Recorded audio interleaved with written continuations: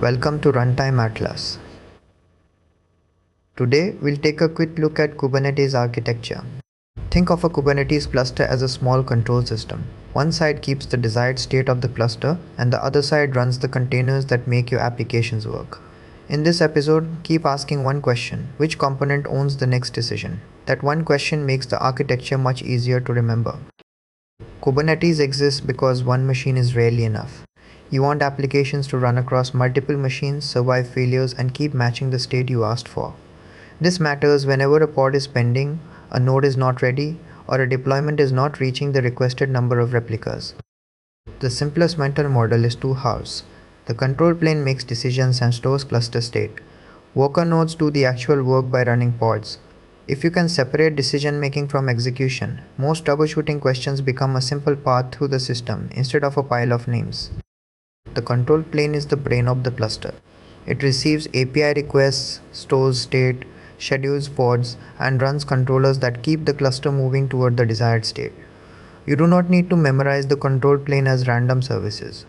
Treat it as a state machine, receive requests, store state, choose placement, and reconcile drift. A worker node is the machine that runs your workload. It has a kubelet, a container runtime, networking rules, and the pods assigned to that node. Worker nodes can be virtual machines or physical machines. Kubernetes cares that each node can run the required node services and report back to the API. The API server is the front door. Kubectl, controllers, schedulers, and many tools talk to the cluster through this API. If you remember one doorway, remember the API server. This is why API server has matters so much. Even if containers are still running, cluster management becomes difficult when the API server is unavailable. XZD is the source of truth for the cluster. It stores Kubernetes objects and their current state, like pods, services, nodes, and configuration records. Because XZD is the source of truth, you protect it carefully. Backups, quorum, and disk health matter more here than on almost any other component. The scheduler watches for pods that have not been assigned to a node. It filters nodes, scores the remaining options, then records the selected node back through the API server. The scheduler only works on pods that need a node. If a pod already has a node name, normal scheduling is no longer the main part of the story. Controllers are reconciliation loops. They keep asking, what did the user want? What is actually happening? And what should I do next to close the gap? Deployments, replica sets, node controllers, and endpoint controllers all use this same pattern. Watch state, compare state, then take a small corrective action. The kubelet is the node agent. Once a pod is assigned to its node, the kubelet pulls the pod spec and asks the container runtime to create the containers. The kubelet does not decide cluster policy. It follows assignments from the control plane and reports local reality back to the API server. The container runtime does the low-level container work. In modern Kubernetes, that usually means container. Kubernetes tells it what to run, the runtime starts and manages containers. The runtime is below Kubernetes in the stack. Kubernetes asks for containers, the runtime deals with images, processes, and container lifecycle details. Kubeproxy helps Kubernetes services work. It programs networking rules so traffic sent to a service can land on one of the matching pods. This is also why services are not pods. A service is a stable network abstraction, and Kubeproxy helps traffic find the changing pod backends.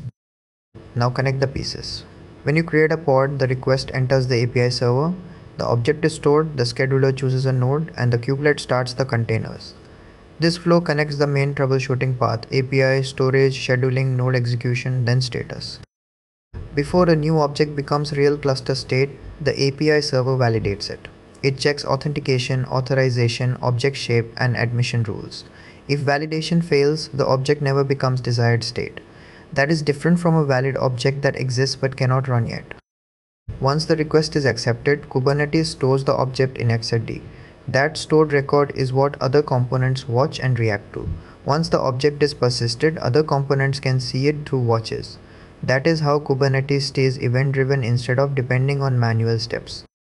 Kubernetes components do not randomly scan everything all the time. They watch the API for changes and react when objects they care about are added or updated. Watches are important because Kubernetes is constantly reacting. The scheduler watches unscheduled pods, controllers watch resources they own, and kubelets watch pods assigned to their nodes.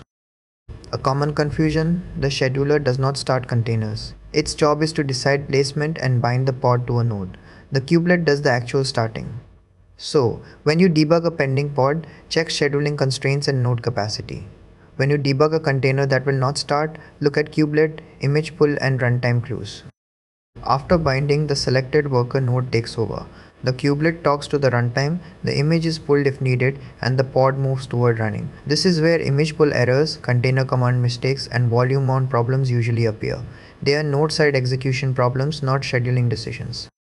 The node does not keep status private. The kubelet reports pod status back through the API server, so users and controllers can see what is running, pending, or failed. That status loop is why Kubectl can show phases, conditions, restarts, and events. The cluster keeps publishing vertices. When something fails, Kubernetes relies on reconciliation. A controller notices the actual state no longer matches the desired state, then creates replacement work where appropriate. The controller does not panic. It simply notices the mismatch and creates or deletes objects until the desired count is restored. A node failure is not magic recovery. Kubernetes sees missing heartbeats, marks things unhealthy, and then controllers and the scheduler work together to place replacement pods elsewhere. In real clusters, timing matters. Kubernetes waits long enough to avoid reacting to every tiny network blip, then starts replacement work when the failure looks real. Another key idea, almost everything is an API object. Pods, nodes, services, deployments, config maps, and secrets follow the same object and state pattern. Each object has metadata, a spec, and usually status. Spec is what you want. Status is what the cluster reports back. Kubernetes is not just a command runner. You describe the state you want, and controllers keep working to make the actual cluster match that description. This is why YAML matters so much in Kubernetes. YAML is not just documentation, it is the desired state you hand to the API server. Kubectl is only a client. When you run kubectl get pods or kubectl apply, it sends API requests. The API server is what actually receives and processes them. That also means kubectl is replaceable. Other clients, operators, and automation tools can talk to the same API server using the same object model. You may still hear the older phrase master node, but the clearer model is control plane components. The important part is not the old name, it is what each component does. Modern Kubernetes documentation focuses on the control plane and worker nodes. In production, the control plane can be made highly available. That usually means multiple API servers and careful HCD design, so one machine failure does not take down cluster management. High availability does not mean every component is magically duplicated in the same way. The API server, scheduler, controller manager, and HCD each have their own HA considerations. Map each component to its job. API server receives requests, XDD stores state, scheduler places pods, controllers reconcile, kubelet runs pods, and kubelet runs pods. If you can say the owner of each job out loud, you can usually find the right place to investigate. This architecture also gives you a debugging path. Did the object reach the API? Was it stored? Was it scheduled? Did the kubelet start it? Did networking route to it? That is the practical payoff of architecture. You are not memorizing boxes. You are learning where to look next when the cluster behaves strangely. So the full mental model is a loop. You declare state through the API. Kubernetes stores it, schedules work, runs pods on nodes, reports status, and keeps reconciling until reality matches the desired state. Once this loop is clear, later topics like deployments, services, namespaces, and kubectl commands all have a place to attach in your head.